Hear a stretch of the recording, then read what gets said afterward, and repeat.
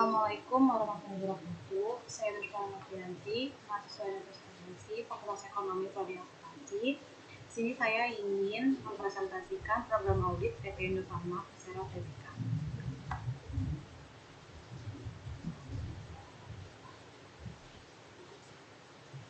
Untuk daftar isinya, pertama ada pendahuluan, kemudian ada pembahasan, dan ketiga ada kesimpulan. Pertama ada pendahuluan. Pendahuluan itu berisi KAP, yang mana ada sejarah KAP dan profil KAP, kemudian ada gambaran perusahaan, tinjauan pustaka. Selanjutnya ada sejarah KAP Husni Muharram dan Rasidi.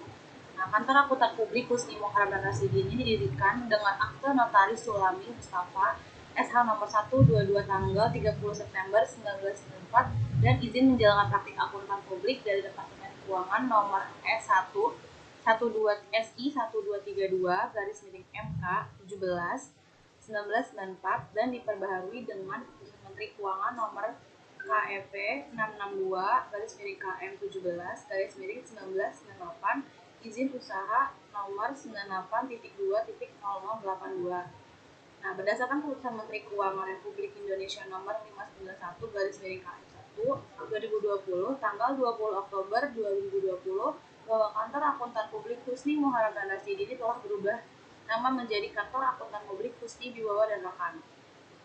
Pergantian nama ini didaftarkan Kementerian Keuangan itu karena ada pengunduran diri dari salah satu partner Bapak Rasidi yang merupakan rekan senior dari KAP Husni Muharram Rasidi pada tahun 2017 yang lalu. Nah, basis pelayanan dari KAP ini yang utama adalah melakukan audit, jasa akuntansi, jasa kompilasi dan review, jasa pelatihan dan pengembangan, jasa konsultasi kepabeanan, jasa konsultasi investasi, dan jasa konsultasi perpajakan. Nah, selanjutnya ada profil dari kantor akuntan publik Husni Muharram Rasidi. Itu beralamat di Jalan Raya Pasar Minggu Kaving 34, Kebagusan Pasar Minggu, Jakarta Selatan, DKI Jakarta RT 1 Pancoran, Kecamatan Pancoran, Kota Jakarta Selatan, daerah Kursi Kota Jakarta dengan kode pos 12520. Nah, di sini ada nomor teleponnya, kemudian ada email. Nah, selanjutnya gambaran perusahaan yang dimana ada sejarah perusahaan, kemudian ada struktur organisasinya, kemudian ada bidang perusahaannya, ada pemegang saham perusahaan dan profil dewan direksinya. Yang pertama ada sejarah perusahaan. PT Indofarma Persero Tbk selanjutnya disebut dengan Perseroan atau Indofarma ini berdiri pada tahun 1918 yang bermula dari sebuah pabrik skala kecil di lingkungan rumah sakit pusat pemerintahan kolonial Belanda yang pada saat itu hanya memproduksi beberapa jenis salep dan kasa pembalut dengan nama Pabrik Obat Manggarai. Seiring dengan berjalannya waktu, usaha Perseroan berkembang dengan menambah tablet dan injeksi dalam rangkaian ini produksinya. Pada saat Indonesia dikuasai oleh pemerintahan Jepang di tahun 1942, kegiatan usaha Indofarma terus berjalan di bawah manajemen Takeda Pharmaceutical. Kemudian, setelah Indonesia meraih kemerdekaan, Indofarma ini diambil alih oleh pemerintah Indonesia pada tahun 1950 melalui Departemen Kesehatan. Nah, selanjutnya peran perseroan dalam bidang farmasi dan kesehatan itu semakin penting dalam memproduksi obat-obat esensial untuk kesehatan masyarakat. Pada tanggal 11 Juli 1981, status perseroan berubah menjadi Badan Hukum Berbentuk Perusahaan Umum Indonesia Farma atau Perum Indofarma.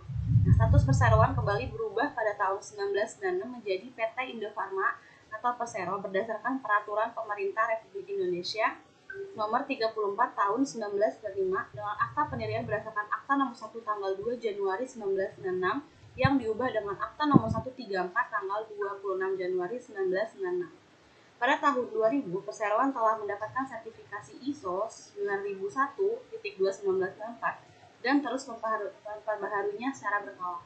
Di tahun yang sama juga, Perseroan itu melakukan pengembangan ke hilir dalam bidang distribusi dan perdagangan dengan melakukan ekspansi pendirian anak perusahaan PT Indofarma Global Medica atau IGM melalui persentase kepemilikan sebesar 99,99%.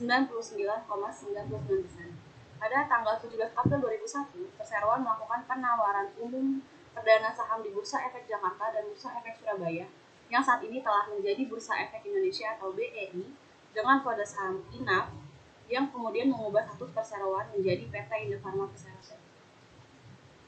Selanjutnya ada struktur organisasi perusahaan. Ini dia merupakan struktur organisasi perusahaan, bisa didapat dari laporan tahunan. Dan selanjutnya bidang perusahaan, PT Indofarma ini bergerak di bidang usaha industri farmasi. Selanjutnya ada pemegang saham. Nah, ini adalah 20 pemegang saham terbesar. Bisa dilihat di laporan tahunan. Nah, selanjutnya ada Dewan Direksi. Yang pertama ada Bapak Arif Pramuhanto selaku Direktur Utama. Dan yang kedua ada Bapak Heri Triatno selaku Direktur Keuangan dan Human Capital. Dan selanjutnya ada Bapak Eko Dodi Santosa selaku Direktur Produksi dan Supply Chain.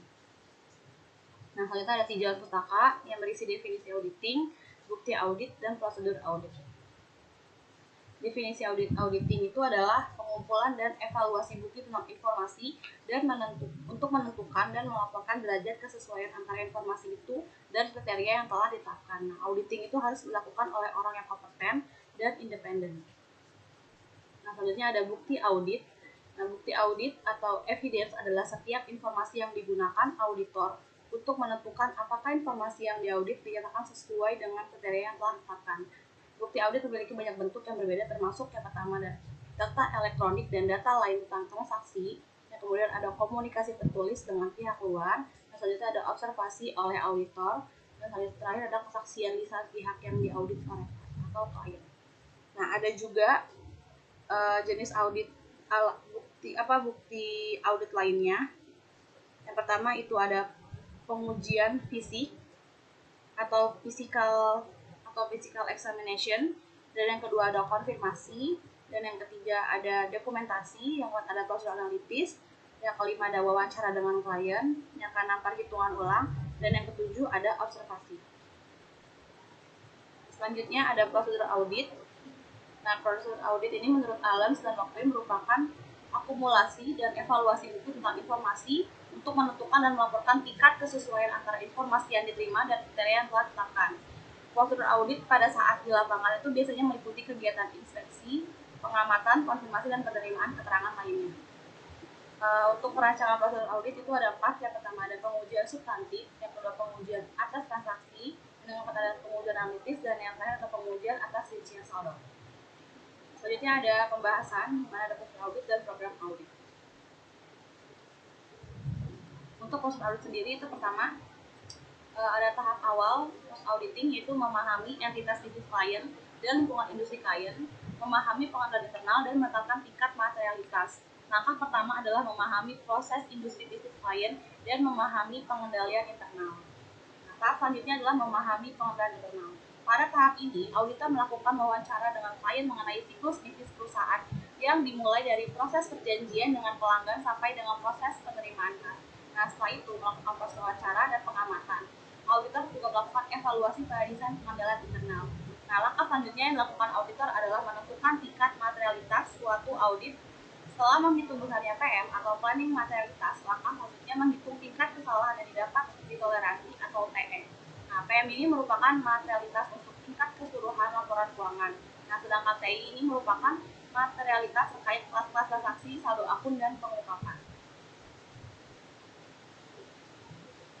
Untuk program audit itu ada pengujian pengendalian, pengujian substantif atas transaksi, dan pengujian substantif atas rincian saldo.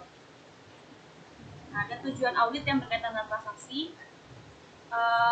Pertama ada keterjadian yang dimana transaksi itu dicatat harus transaksi yang benar-benar terjadi, bukan transaksi non fiktif. Nah, pengujian pengendaliannya itu pemeriksa bukti transaksi yang terkait. Untuk pengujian substantif atas transaksi menelusuri dan memeriksa urutan bukti transaksi. Dan yang pengujian substantif atas rincian saldo itu memeriksa transaksi ke dokumen terkait dan mengoreksi pencatatan.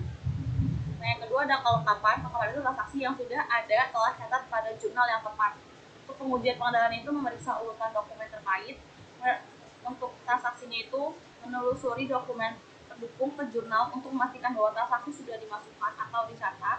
Nah, untuk atas rincian saldo ini menelusuri akun yang berkaitan dengan transaksi yang telah catat dari file induk ke H trial balance. Nah, selanjutnya ada keakuratan, yaitu transaksi yang dicatat adalah sebesar jumlah yang transaksi yang benar-benar terjadi, transaksi yang benar, salah.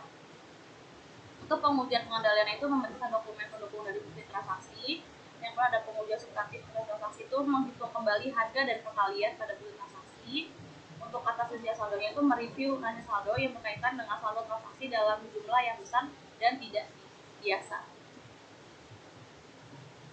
Selanjutnya ada posting dan ikhtisar. Nah, ini transaksi yang membutuhkan dengan benar ke dalam file induk dan didaftarkan dengan benar juga.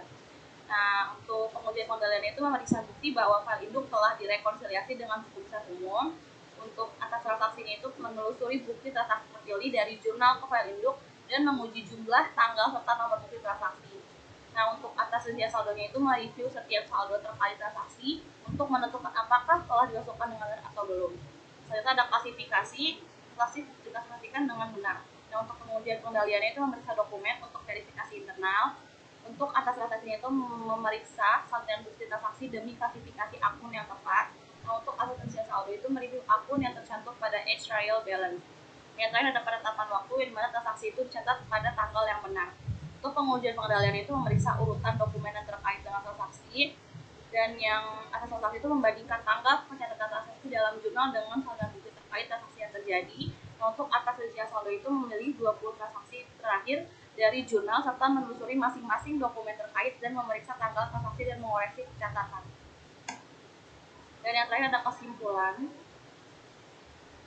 dari proseduralitas atau siklus dan penjualan dan penerimaan kas adalah dua hal yang berkaitan dan penting bagi perusahaan untuk mengukur keefektifan dan keefisienan atas perencanaan yang sudah dijalani.